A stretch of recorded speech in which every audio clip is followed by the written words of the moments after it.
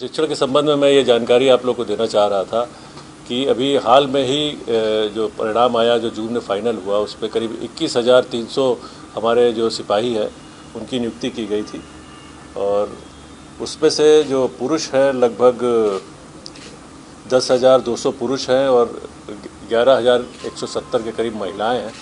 तो इनमें 8 ट्रांसजेंडर भी हैं। तो कुल मिला के 21,300 लोग थे।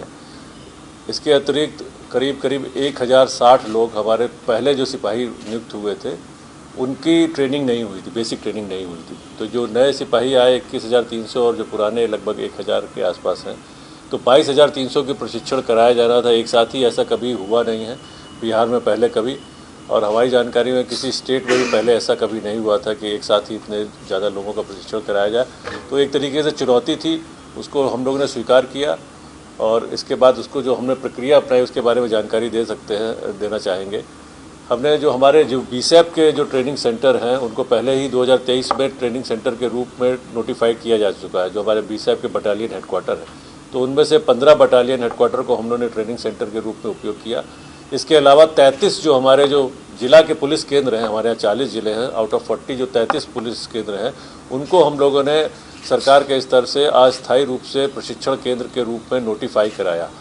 तो नोटिफिकेशन इसलिए भी ज़रूरी था क्योंकि नोटिफिकेशन के बाद हमने सभी प्रशिक्षण केंद्रों का जो ट्रेनिंग हेड होता है उसको क्रिएट कर सके और ट्रेनिंग हेड में अलॉटमेंट दे सके। अदरवाइज़ हम अलॉटमेंट नहीं दे सकते थे। दूसरा, इससे हमको फ़ायदा ये हुआ कि जो ट्रेनिंग प्रशिक्षण केंद्र के रूप में मिलने वाली सभी सुविधाएं उनको दे सकते हैं। अनुदेशक जो हमारे ट्रेनर होते हैं, जिनको अनुदेशक बोलते हैं हिंदी में, उनको भी 12% का भत्ता ट्रेनिंग अलाउंस मिलता है। तो यहाँ पर जो लोग ट्रेनिंग देंगे उनको सभी लोगों को 12% ट्रेनिंग भत्ता मिलेगा। इस कारण से हमने 33 पुलिस केंद्रों को अस्थायी रूप से प्रशिक्षण केंद्र घोषित कराया। और जैसा मैंने पहले कहा कि 15 हमारे पास बीसेप के जो ट्रेनिंग बटालियन हेडक्वार्टर थे वो थे। टोटल 48 प्लस एक CTS स्नातकर है जिसकी हमारी कैपेसिटी 1500 है, उसको हमने यूज़ किया। इसके बाद भी हमारे पास करीब 2,000 सिपाही जब प्रशिक्षण के लिए इनको हम लोग नहीं एडजस्ट कर पा रहे थे, तो उनमें से करीब 1,300 लोगों को जो बीसेप के जवान थे उनको हमने CRPF में भेजा है। CRPF के कैंप चंदौली और मोकामा में उनकी ट्रेनिंग हो रही है। चंदौली में पुरुष जो हमारे बीसेप के जवान हैं उनकी ट्रेनिंग हो रही है और मोकामा में CRPF के जो महिला हमारी बीसेप की कर्मी थी उनकी ट्रेनिंग हो रही है।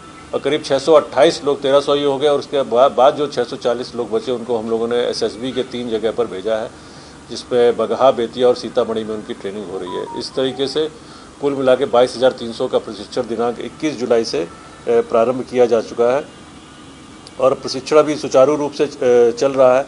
इसके लिए हमको काफ़ी संख्या में अनुदेशकों की आवश्यकता हुई थी। तो जो इंडोर अनुदेशक जो इंडोर क्लासेस लेते हैं और जो आउटडोर क्लासेस लेते हैं, तो करीब इतनी 22,000 के ऊपर जो हमारा स्केल है कि हर 25 ट्रेनीज़ के ऊपर एक बाह्य अनुदेशक आउटडोर ट्रेनर होगा और हर 50 ट्रेनीज़ के ऊपर एक इंडोर ट्रेनर होगा। उस रेट से हमको करीब 490 हमको अंतः अनुदेशक और 980 बाह्य अनुदेशक की आवश्यकता थी। उसके लिए हम लोगों ने इनका चयन किया गया। जिलों से हमने जो योग्य पदाधिकारी थे उनका मनोनयन मांगा। उनको चयनित करते हुए फिर हमने उनका 3-3 दिन का ओरिएंटेशन जो था, जो अनुदेशक लोग हैं उनका हमने कोर्स चलाया, एक शॉर्ट कोर्स चलाया और उनको सेंसिटाइज किया कि किस तरह से ट्रेनिंग देनी है। तो इतने करीब 1,500 हो जाते हैं, 490 और 980 मिलकर इतने अनुदेशकों को हम लोगों ने डिप्यूट किया है इन सारे ट्रेनिंग सेंटर में। जो हमारे CRPF SSB जहाँ ट्रेनिंग प्राप्त कर रही है, तो वहाँ पे आउटडोर ट्रेनर उनके पास अपने पास उपलब्ध है उनके पास, तो आउटडोर की बहुत अच्छी ट्रेनिंग वो कर रहे हैं। और इन जगहों पे हमने इंडोर क्लासेस के लिए बिहार पुलिस के जो पदाधिकारी हैं उनको भेजा गया है। एक मेजर चीज़ जो हम लोगों ने इस बार की है वो ये हुआ कि लास्ट जो हमारा सिलेबस जो था, स्टडी मटेरियल था, वो 2016 का प्रिंट हुआ था। उसके बाद से उसमें काफ़ी चेंजेस आ गए। आपको पता होगा कि फिर जुलाई से 2024 से BNS और BNSS और एविडेंस एक्ट चेंज हो गए और हमारा नया कानून आ गया। तो इन चीज़ों को इनकॉर्पोरेट करते हुए जो पुराना जो हमारा कंपेंडियम था उस पर करीब हम लोग को 70% चेंजेस करने पड़े और हमने नया कंपेंडियम बनाया। करीब 1050 पेज का है, उसके 3 पार्ट हैं। तो उसको हम लोगों ने तैयार किया, लगभग इसमें हमको 2 से 3 महीना समय लगा। तो सिपाहियों के जो सिलेबस है उसके अनुसार हमने जो नए कानून है उनको डाला है। कुछ नई चीज़ें जैसे हमारे यहाँ बिहार में CCA में परिवर्तन हो गया है और कई सारे आदेश जो निकले हैं। इसके अलावा CCTNS हो गया, जो 2016 के बाद से कई सारी चीज़ें आई हैं, जैसे कि ई साक्ष्य हो गया या यातायात से संबंध में ई डार है, आई रैड है, जितने भी EFIR अब करनी है, स्टेशन डायरी भी ऑनलाइन लिखनी है, तो कंप्यूटर के संबंध में भी जितनी जानकारी थी उन सबको हमने समाहित किया है और सिलेबस नए तरीके से तैयार किया है। इसकी करीब 25,000 कॉपी प्रिंट कराई जानी है।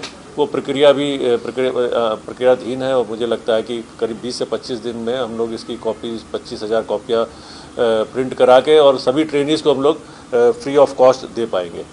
तो ये एक बड़ा स्टेप था।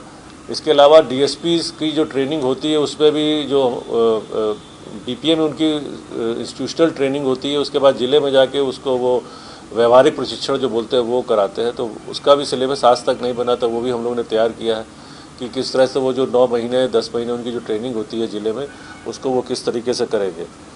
एक चीज़ और है, जो अनुदेशक है अभी तो वर्तमान में उनको 12% का हम लोग, जैसा भी मैंने पहले भी कहा कि ट्रेनिंग अलाउंस देते हैं, प्रशिक्षण भत्ता देते हैं, उसको हमने बढ़ा के 20% किए जाने का एक प्रस्ताव है जिसको हमने आगे बढ़ाया है, वो भी प्रक्रियाधीन है। तो मुझे लगता है कि वंस इट इज़ अप्रूव्ड, इसका अप्रूवल जब हो जाएगा तो 20% का जो ट्रेनिंग भत्ता 7th पे कमीशन में, एक चीज़ मैं यहाँ बता देता हूँ, कुछ जगह प्रशिक्षण जो भत्ते दिए जा रहे हैं अन्य प्रभागों में, आपने देखा होगा कि STF है, ATS है, तो ज़्यादातर जो भत्ते हैं वो 6th पे कमीशन के हैं।